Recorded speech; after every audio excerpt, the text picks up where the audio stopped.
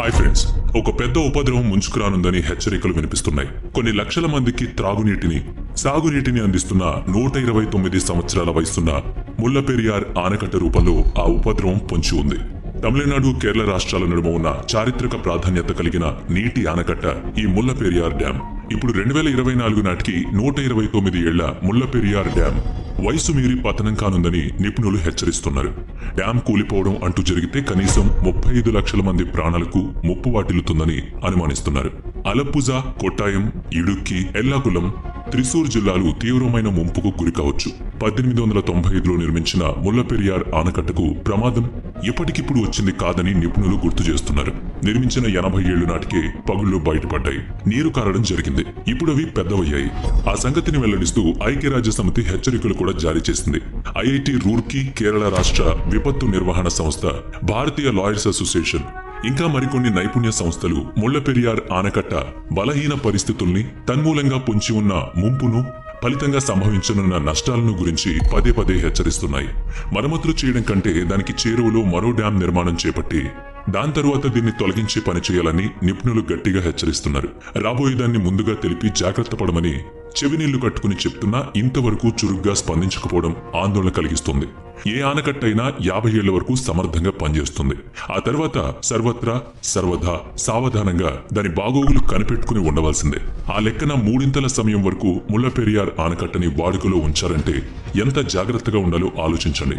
IIT Roorkee సర్వేల ప్రకారం 6.5 తీవ్రత కలిగిన భూకంపం గాని సంభవిస్తే అది ఆనకట్టని దెబ్బతీస్తుందని చెప్తున్నారు. అందులోనూ ఆనకట్ట కట్టిన ప్రాంతంలో సహా పరిసర ప్రాంతం అంతా భూకంపాలకు అనువైన ప్రాంతం. ఏ అనర్థమో జరిగి 53,000 కోట్ల గ్యాలన్ల నీటితో పాటుగా పేరుకున్న టన్నుల కొద్దీ బురద, చెత్త ఒక్కసారిగా కొట్టుకొస్తే దిగువన ఉన్న మరో 3 ఆనకట్టలు కూడా తెగిపోయే ప్రమాదం ఉంది. ముల్లపెరియార్ ఆనకట్ట తెగితే ఇడుక్కి, చెరుతోని, కులమావు ఆనకట్టలు ప్రమాదంలో పడినట్టే. పైగా ఇడుక్కి ఆనకట్ట ఆసియా ఖండంలోని పెద్ద ఆనకట్ట కూడా. ప్రజల నుంచి తీవ్రమైన ఒత్తిడొస్తే ఆలోచిద్దామనే ధోరణిలో ప్రభుత్వాలు గనక మెదలకుండా ఉంటే అది ప్రాణ నష్టం, పంట నష్టం, తాగునీరు కలుషితం చేస్తూనే దేశ ఆర్థిక మూలాల్ని కుదిపేసే ప్రమాదం ఉంది. ఆనకట్టలు తెగడం అనేది చాలా తీవ్రమైన విషయం. 1979 ఆగస్టు 11 నాడు గుజరాత్ మోర్బీ ఆనకట్ట తెగిన విషయం జ్ఞాపకం చేసుకోండి. మనలో చాలా మంది అప్పటికీ పుట్టి ఉండకపోవచ్చుగాక. ఇంటర్నెట్లో వెతకండి, తెలిసిన నీటి రంగ నిపుణుల్ని అడగండి, చెప్తారు. ఆ ఆనకట్ట తెగిపడి ఆ నీటి విలువ 25,000 మందిని తనతో తీసుకువెళ్లిపోయింది. అకస్మాత్తుగా తీసుకొచ్చిన వరద నుంచి వాళ్ళు తప్పించుకోలేకపోయారు. 2 ఊళ్ళు నామరూపాలు లేకుండా తుడిచిపెట్టుకుపోయాయి. విద్యుత్ తీగలు, టెలిఫోన్ తీగలు పట్టుకుని వేలాడుతున్న శరీరాలు, నీటిలో తేలియాడుతున్న వేలాది కళేబరాలు ఆ ఘోర విపత్తుని కళ్లకు కట్టాయి. ఎందుకంటే గంగ వెల్లువని నియంత్రించడం కడు అసాధ్యం. మరి ఈ ప్రమాద ఘంటికలు ప్రభుత్వాలకు వినిపించలేదా అంటే తమిళనాడు, కేరళ రాష్ట్ర ప్రభుత్వాలు పరస్పరం సహకరించుకుని రాగల ముప్పును తప్పించే ప్రయత్నాల్లో అలసత్వంతో ఉన్నట్లే కనిపిస్తోందని సామాజికవేత్తలు, పర్యావరణవేత్తలు ఆందోళన వ్యక్తం చేస్తున్నారు. విషయం ఏంటంటే కేరళ, తమిళనాడు సరిహద్దుల్లో ఉన్న ముల్లపెరియార్ ఆనకట్ట కేరళ సరిహద్దుకు 173 కిలోమీటర్ లోపల ఉంది. అంటే ఆనకట్ట కట్టబడిన ప్రాంతమంతా కేరళ రాష్ట్ర భూభాగానికి చెందుతుంది. ఈ లెక్కన తమిళనాడుకు గల సంబంధం ఏంటి, కేరళ ఏం కోరుకుంటుందన్నది ప్రస్తుత అలసత్వానికి మూల కారణంగా చెప్తున్నారు చరిత్రకారులు. అవును, దానికి బీజం 129 ఏళ్ల క్రితమే పడింది. కనుకనే 2 రాష్ట్రాలు సదరు ఆనకట్ట బాధ్యతను ఒకరిపై మరొకరు నెట్టివేసుకుంటున్నారు. 1890 నాటికి బ్రిటిష్ వలస పాలనలో ఉన్న భారతదేశంలో ప్రస్తుతం చెప్పుకుంటున్న తమిళనాడు, కేరళ ప్రాంతాలు మద్రాస్ ప్రెసిడెన్సీలో భాగం. అప్పుడు సంభవించిన భారీ కరువుతో కుదేలైన మదురై, తేని, శివగంగ, రామనాథపురం, దిండింగూలు ప్రాంతాలు ప్రస్తుతం తమిళనాడులో ఉన్నాయి. నేటికి ఇవి కరువు పరిస్థితుల్లోనే ఉండడం విచారకరం. దాదాపు 2.5 శతాబ్దాల క్రితం పరిస్థితులు మరింత దయనీయంగా ఉండేవి. అప్పటి బ్రిటిష్ ప్రభుత్వ కార్యదర్శి ట్రావెన్కోర్ రాజు మూలం తిరునాల్ మార్తాండవర్మతో ఒక ఒప్పందం చేసుకున్నారు. పశ్చిమ దిక్కుగా ప్రవహించి అరేబియా సముద్రంలో కలిసే పెరియార్ నది నీటిలో సగభాగాన్ని ఈ కరువు జిల్లాల వైపు మళ్లించాలని ఆలోచన చేశారు. అయితే నదీ ప్రవాహ భూభాగమంతా ట్రావెన్కోర్ సంస్థానానికి చెందింది. కనుకనే ఒప్పందం ప్రకారం 3,500 హెక్టార్ల భూమిని 999 సంవత్సరాల కోసం కౌలుకి ఇచ్చేలాగా రాతకోతలు చేసుకున్నారు. ఆ వెంటనే పెరియార్ నదిపై ముల్లపెరియార్ ఆనకట్ట నిర్మాణం జరిగింది.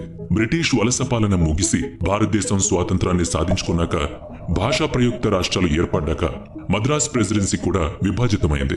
తూర్పు భాగాలు తమిళనాడు, పశ్చిమ భాగాలు కేరళ రాష్ట్రాలయ్యాయి. ముళ్లపెరియార్ ఆనకట్ట రెండు రాష్ట్రాల నడుమ సరిహద్దులో నిలిచింది.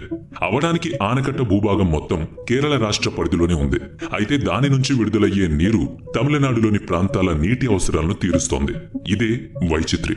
అంటే ఒక రకంగా ఆనకట్ట మీద హక్కులు తమిళనాడుకి చెందాయి. 1979 వరకు ఇది పెద్ద సమస్య కాలేదు. ఆ ఏడాది అంటే 1979లో ఆనకట్టలో పగుళ్లు కనిపించసాగాయి. పైగా 1979లోనే గుజరాత్ మోర్బీ ఆనకట్ట దుర్ఘటన జరిగింది. దాంతో ముళ్లపెరియార్ ఆనకట్ట పరిసర ప్రాంతాల ప్రజలు భయాందోళనకు గురయ్యారు. జరగరాంది జరిగితే ఆ నీరు కేరళ వైపే ప్రవహించి అరేబియా సముద్రం దిశగా వెళుతుంది. అంటే ఏమైనా అనర్థం జరిగితే అది కేరళ ప్రజలను తీవ్రమైన ఇక్కట్లకు గురి చేస్తుంది. కేరళీయుల ఆందోళనకు స్పందించిన నాటి తమిళనాడు ప్రభుత్వం 26 కోట్ల రూపాయల ఖర్చుతో 1979లో 10 మీటర్ల వెడల్పున కాంక్రీట్ గోడ కట్టింది. సమస్య ముగిసిందని భావించింది. అయితే 9 సంవత్సరాల తరువాత ఆ ప్రాంతంలో 4.5 తీవ్రతతో భూకంపం రావడం డ్యాం పరిసర ప్రాంతాల ప్రజల గుండెలు జల్లుమనిపించింది. 1979లో డ్యాం గోడలను దృఢతరం చేసి సరిపుచ్చారని, అది చాలదని ప్రజలు గళమెత్తారు. కొత్త డ్యాంని కట్టమని తీవ్ర స్వరంతో కోరారు. ఆనాటి నుంచి వారి ఆందోళనలాగే ఉండిపోయింది. కేరళ ప్రభుత్వం డ్యాంను సరిగ్గా నిర్వహించడం లేదని తమిళనాడు ప్రభుత్వం సుప్రీంకోర్టులో ఫిర్యాదు చేసింది. కేరళ ప్రభుత్వం ఆనకట్టలో నీటి మట్టాన్ని తగ్గించడం లేదా కొత్త డ్యాంను కట్టడం రెండిటిలో ఏదో ఒకటి చేయమని కోరింది. కొత్త ఆనకట్ట నిర్మాణం జరిగితే తమ కేరళ ప్రజల ఆకాంక్షలకు అనుగుణంగానే జరగాలని కేరళ ప్రభుత్వం ముందుగానే నిబంధనలు విధించింది. అంటే 1895లో 999 ఏళ్లకు లీజుకిచ్చిన భూభాగానికి వెలుపల తాము కోరుకుంటున్న కొత్త ఆనకట్టను కడతామని అంటోంది కేరళ ప్రభుత్వం. అది తమిళనాడుకు ఇష్టం లేదు. తమిళనాడు ప్రభుత్వం తరపున ప్రతి ఏటా ముళ్లపెరియార్ ఆనకట్టకు మరమ్మతులు చేస్తున్నామని, కేరళ అటవీ శాఖ మాత్రం ప్రతిసారి తమకు మోకాలడ్డుతోందని, తమను ఆ చోటుకు చేరకుండా కట్టడి చేస్తోందని తమిళనాడు ఆరోపిస్తోంది. పైగా తాము కొత్త ఆనకట్ట నిర్మాణాన్ని అడ్డుకుంటామని, అలాగే ప్రస్తుత ఆనకట్టలో నీటి నిల్వ సామర్థ్యాన్ని తగ్గించబోయేది లేదని తమిళనాడు గట్టి పట్టుతూనే ఉంది. తమిళనాడు పట్టుదల వెనకాల ఉన్న బలమైన కారణం ఏంటి అంటే, రిజర్వాయర్లో నీటి మట్టం తక్కువగా ఉంటే తమ కరువు ప్రాంతాలు చివరి నెల వరకు తగినంత నీరు అందదు. ప్రస్తుత ముళ్లపెరియార్ ఆనకట్ట మీద తమ ఆధిపత్యాన్ని హరించడం కోసమే కేరళ కొత్త ఆనకట్ట ప్రతిపాదన తీసుకొచ్చి ఆనాడు కౌలుకిచ్చిన భూమికి వెలుపల సదరు ప్రతిపాదిత కొత్త ఆనకట్టను కట్టాలనుకుంటోందని, దాన్ని తాము వ్యతిరేకిస్తున్నామని తమిళనాడు ప్రభుత్వం గట్టిగా వాదిస్తోంది. కేరళ ఏమో తమిళనాడులోని ఆ జిల్లాలకు ఎంత నీరు విడుదల చేయాలో తాము నిర్ణయించి చెప్తామంటోంది. కొత్త ఆనకట్ట ద్వారా 1000 కోట్ల రూపాయల విద్యుత్ ఉత్పత్తి చేయాలనుకుంటున్నామని కూడా చెప్తోంది. నిజమే, కానీ ఆ మొత్తం విద్యుత్ ఉత్పత్తి రాబడి మొత్తం కేరళ మాత్రమే తీసుకుంటుందని తమిళనాడు అక్కసు వెళ్లగ్రక్కుతోంది. ఈ లెక్కన సామాన్యులమైన మనం ఎవరి వాదన ఎంత మేరకు సరైందో చెప్పగలమా? ఆలోచించండి. వాస్తవానికి సాధారణ జనమైన మనకు సంబంధం లేకపోవచ్చుగాక. స్వతంత్ర ధర్మాసనాలు చాలానే ఉంటాయి. ప్రభుత్వ రంగాల నిపుణులు ఉంటారు. ఉభయ రాష్ట్రాల ప్రభుత్వాధికారులు, నేతలు కూడా ఉంటారు. అయితే విషయ గంభీరం కనుక దేశ పౌరులుగా మన ఆందోళనకు అర్థం ఉంది. ప్రభుత్వాలు తమ తమ రాష్ట్ర బడ్జెట్లను కాపాడుకోవడానికి చూస్తాయి. అది సాధారణమే. అయితే తాత్సారం చేసే కొద్దీ ప్రమాదానికి గురయ్యేది సామాన్య ప్రజలేనన్నది వారికి తెలియదా చెప్పండి? ఎప్పటికీ ఒక ప్రభుత్వమే గద్దె మీద కూర్చోదు కదా. అయినా ప్రజల సంక్షేమానికి మించిన సొంత లాభాలు ప్రభుత్వాలకు ఏముంటాయనేది అర్థం కాని ప్రశ్న. ఆనకట్టుకు ఏదైనా ప్రమాదం ముంచుకొస్తే సత్వరం నష్టపోయేది కేరళ ప్రజలు. వరదలు ముంచుకొస్తాయి కాబట్టి. ఆ తర్వాత నీళ్లు అందక తమిళనాడులోని ఆ కరువు జిల్లాలు అల్లాడుతూ ఉంటాయి. ముళ్లపెరియార్ ఆనకట్ట బాధ్యత ఇరు రాష్ట్రాలు చేపట్టడంలో ఉన్న అడ్డంకులు ఏమిటి? అభిజాత్య భావజాలమా? నిజంగానే తమ రాష్ట్ర బడ్జెట్ ను తమ ప్రజలకే ఖర్చు చేయాలనే నిబద్ధత? రాజకీయ లబ్ధి కోసమా? ఈ విషయాలను నిక్కంగా వివరించే సత్తా కలిగిన ఇరు రాష్ట్రాల ప్రజలు ఐకమత్యంగా ముక్తకంఠంతో తమ క్షేమమే పాలకులు అనుసరించాలని గట్టిగా చెప్పగలిగితే అందరికీ మేలు జరుగుతుంది. అయితే మన దేశంలో ఇటువంటి ఐకమత్యాన్ని సాధించడం ఒకంత అత్యాసవుతుందని చెప్పడానికి బాధగానే ఉంది.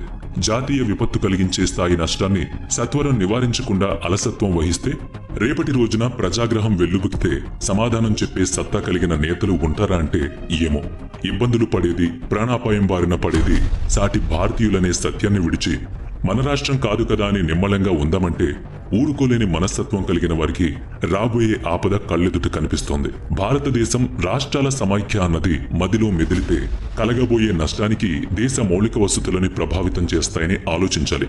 జాతీయ ప్రాధాన్యత కలిగిన వాటికి కేంద్ర ప్రభుత్వం అజమాయిషీ చేస్తున్నప్పటికీ రాష్ట్రాల నడుమ కీచులాటకు కారణమవుతున్న జలాశయాల నిర్వహణలో కేంద్రం నిర్మాణాత్మక సలహాదారుగా ఉండి తీరాలి.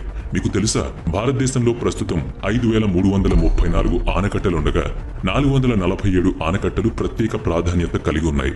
నదులు, సెలయేళ్లకు ఆనకట్టలు వేసి నీటిని బంధించి ప్రణాళికాబద్ధంగా ఉపయోగించుకునే వీలు కల్పిస్తున్న ఆధునిక దేవాలయాన్ని ఫక్తు రాజకీయ లబ్ధి కోసం నిర్లక్ష్యం చేయడం క్షమార్హం కాదు. విద్యుతుత్పత్తికి, సాగు అవసరాలకు, వరదలను నియంత్రించడానికి, త్రాగునీటి కోసం, ఆయా ప్రాంతాలని సస్యశ్యామలం చేయడం కోసం, నదీ ప్రవాహాలను నియంత్రిస్తూ కోట్లాది రూపాయల ఖర్చుతో వేలాది కార్మికులు చెమట చుక్కలతో నిపుణుల మేధస్సును వినియోగించి నిర్మించే ఆనకట్టలు కేవలం ప్రజల సంక్షేమం కోసమే అన్నది ప్రతి ఒక్కరూ గుర్తుపెట్టుకోవాలి.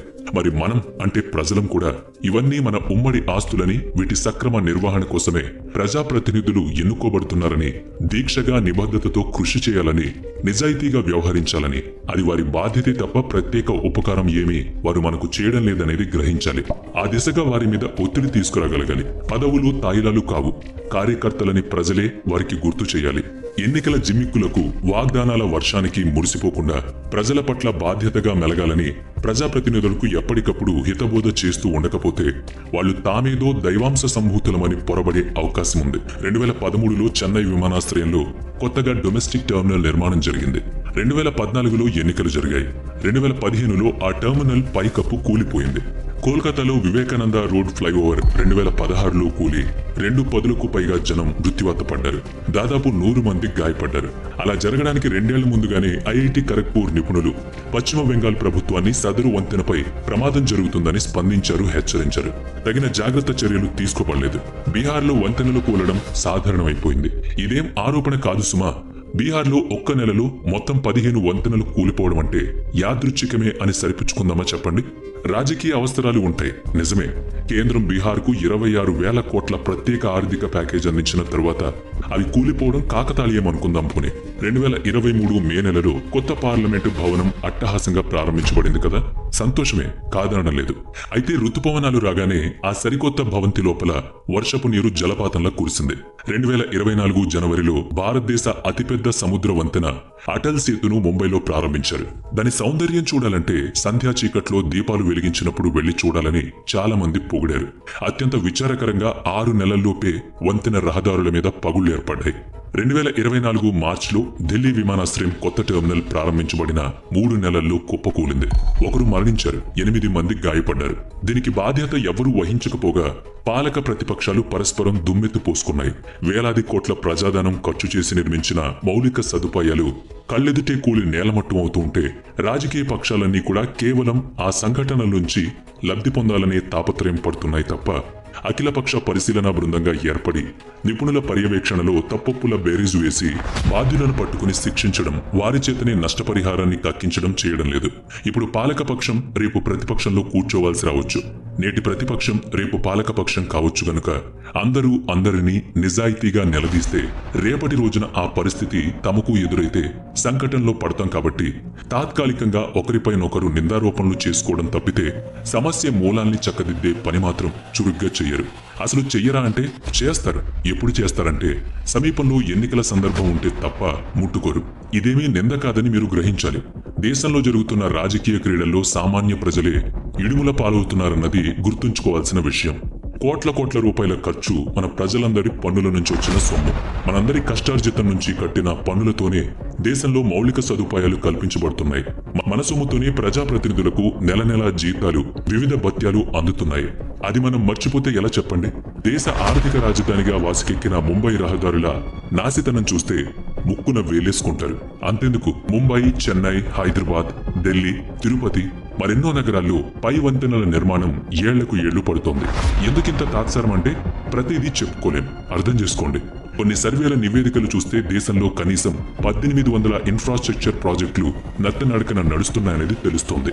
ఆలస్యమయ్యే కొద్దీ వాటి నిర్వహణ వ్యయం ఎన్నో రెట్లు పెరిగిపోతుంది. ఈ 1800 ప్రాజెక్టులు ఆలస్యం కారణంగా ఇప్పటిదాకా సుమారుగా 5 లక్షల కోట్లు దేశ ఖజానాపై అదనపు భారం పడింది. అంటే నష్టపోయాం కదా. మనం నష్టపోయాం సరే, ఆ సొమ్ము ఎక్కడికి వెళ్ళింది? అవినీతిపరులైన నేతల వద్దకు చేరుతుందనేది నగ్న సత్యం. ప్రజలందరూ కూడా తామెన్నుకున్న ప్రజాప్రతినిధులను తమ కష్ట నష్టాలకు బాధ్యులను చేయకపోవడం కూడా తప్పే అని చెప్పక తప్పదు. నిజమే కదా, కులం ప్రాతిపదికన, ఉచితాల ప్రాతిపదికన, భాష ప్రాతిపదికన, మతం ప్రాతిపదికన, రిజర్వేషన్ల ప్రాతిపదికన ఓటు బ్యాంకు రాజకీయాలు నడిచినంతకాలం, ప్రజలు వాటికి లొంగినంతకాలం ప్రజల ప్రాణ ధన నష్టాలకు, మౌలిక వసతుల నాసిరకపు నిర్వహణల గురించి నిలదీసి ప్రశ్నించే అవకాశాన్ని కోల్పోతున్నట్టే. సినిమా టికెట్ల కోసం, ఎన్నికల్లో ప్రచారం కోసం ఓపిగ్గా నిలబడి తిరిగే ప్రజలు మా డబ్బులతో కట్టిన వంతెనలు కూలిపోవడానికి కారణమైన వారి చేత ఆ ఖర్చు మొత్తం వసూలు చేయమని అడిగే రోజున, అందుకు బాధ్యతగా వ్యవహరించని నేతలు మాకు అవసరం లేదని తిరస్కరించిన రోజున దేశానికి మంచి రోజులొస్తాయి. అయితే ఇది అత్యాశ అయితే కావచ్చు, అసాధ్యమైతే కాదు. మన చేత ఎన్నుకోబడ్డ ప్రజాప్రతినిధుల దక్షత ఏపాటితో మనలో తెలిసిన వారు చాలా చాలా తక్కువ. మన ప్రజలు కూడా ఆ 2 రోజుల ఉచితాలు, డబ్బులు, ఆహారం, మత్తుమందుల మాయలో పడి 5 ఏళ్ల మన భవిష్యత్తును తాకట్టు పెడుతున్నారు. అభివృద్ధి లేని పాలనలు, నాణ్యమైన పరిపాలన అందించలేని దేశంలో వివిధ రకాల రిజర్వేషన్లు, ఉచితాలు, తాత్కాలిక సదుపాయాలు కల్పిస్తూ మభ్యపెట్టే నేతల నుంచి ఎక్కువ ఆశించలేం. ఓటు బలం మనకు తెలుసు కదా. ఓడలు బళ్ళు, బళ్ళు ఓడలు అవుతాయి కదా. మరి ఆ బలమైన ఓటుతో మన నాసిరకం నేతలను ఎన్నుకోవడం అవసరమా? మనం అంత దీన పరిస్థితుల్లో ఉన్నామా? మనసులో ఐకమత్యం, స్వాభిమానం, దేశభక్తి కరువైపోలేదని నిరూపించుకునే సమయం వచ్చినప్పుడు మేల్కొని తీరాలి. ప్రకృతి విలయాన్ని అడ్డుకోకపోవచ్చు. మానవ నిర్లక్ష్యాన్ని, మానవ పొరపాట్లను ఎత్తిచూపగలం, ప్రశ్నించగలం. మానవ నిర్లక్ష్య సమాధానం తీసుకోగలం. బాధ్యత కలిగిన భారతీయ పౌరులుగా ప్రజలందరూ కలిసి నిలిస్తేనే మేరా భారత్ మహాన్ అని చాటుకోగలం. ఈ దేశం రాజకీయ పార్టీలది కాదు, అధికారంలో ఉన్నవారిదో, ప్రతిపక్షంలో కూర్చున్న వారిదో కానే కాదు. ముమ్మాటికి ఇది 140 కోట్ల భారతీయుల కర్మభూమి. ఇక్కడ ప్రతి అంశం మీద భారతీయులందరికీ హక్కు ఉంది, బాధ్యత ఉంది. అన్ని పనులు అందరూ చేయలేరు కనుక ఆ అందరి తరపున పనిచేయడానికి, అది ప్రజా సంక్షేమమే అయ్యుండడానికి కొందరిని మనం నియమించుకున్నామంతే. కనుకనే లక్షలాది ప్రజల ప్రాణ ధన నష్టాలకు పూచీకత్తు వహిస్తూ కీలకమైన ప్రాజెక్టులను సత్వరం పూర్తి చేయమని, మరమ్మతులు చేయాల్సిన వాటిని సరిగ్గా నిర్వహించమని గౌరవంగాను, దృఢంగాను, ప్రేమగాను, గట్టిగాను కోరుతున్నాం. దేశ ప్రజలందరికీ ఈ విపత్తు నిర్వహణ విషయమై అవగాహన ఉండాలని కోరుకుంటున్నాం.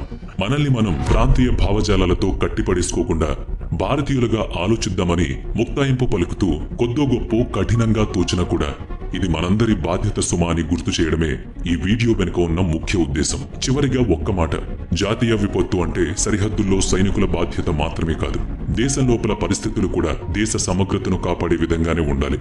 సంతుష్టీకరణ రాజకీయాలు నిలిచిపోయిన నాడు మన దేశాన్ని మనం అగ్రగామిగా నిలబెట్టుకోవడం అసాధ్యం. నచ్చితే లైక్ చేయండి, షేర్ చేయండి. ఇప్పటి వరకు మన ఛానల్ని సబ్స్క్రైబ్ చేయనట్లయితే ఇప్పుడే సబ్స్క్రైబ్ చేసుకుని పక్కనే ఉన్న బెల్ ఐకాన్ పై క్లిక్ చేయండి. నెక్స్ట్ వీడియోలో మళ్ళీ కలుద్దాం. Thanks for watching.